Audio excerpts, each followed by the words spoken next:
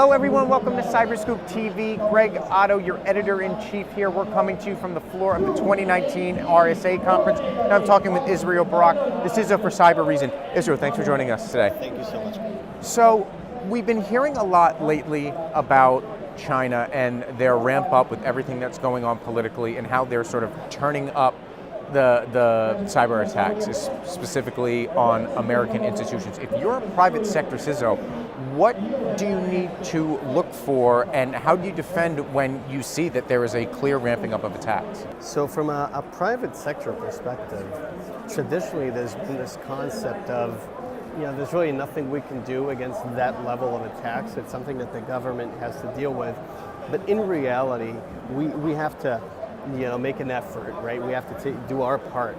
And that means two things, right?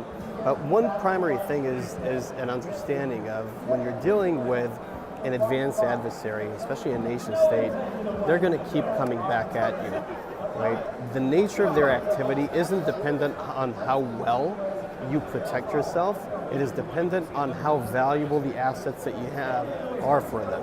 So even if you push them back, they're going to keep coming back. The nature of the game that we need to know how to play well is to increase the time intervals between when they can, when they can come back in. To be able to do it, we need to first improve visibility into our environments so we can see that type of activity when it's coming in. We need to adopt an assumption of breach mindset because at some point along the way, they're going to figure out a way in. So we need to assume that they have that capability and deploy visibility across our environments to see what they're doing. Second, we need to have technology, people, processes that enable us to very quickly understand what it is that they're doing and how is it that they're doing it, so we can negate them of these capabilities.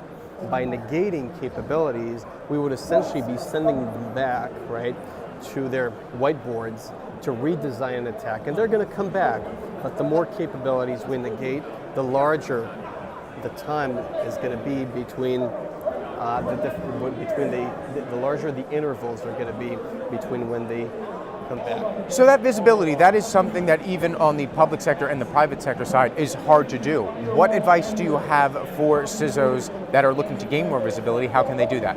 First of all, it's a matter of understanding what are those areas that you need visibility into. One great initiative that had been gaining popularity is called the MITRE ATT&CK framework. Right.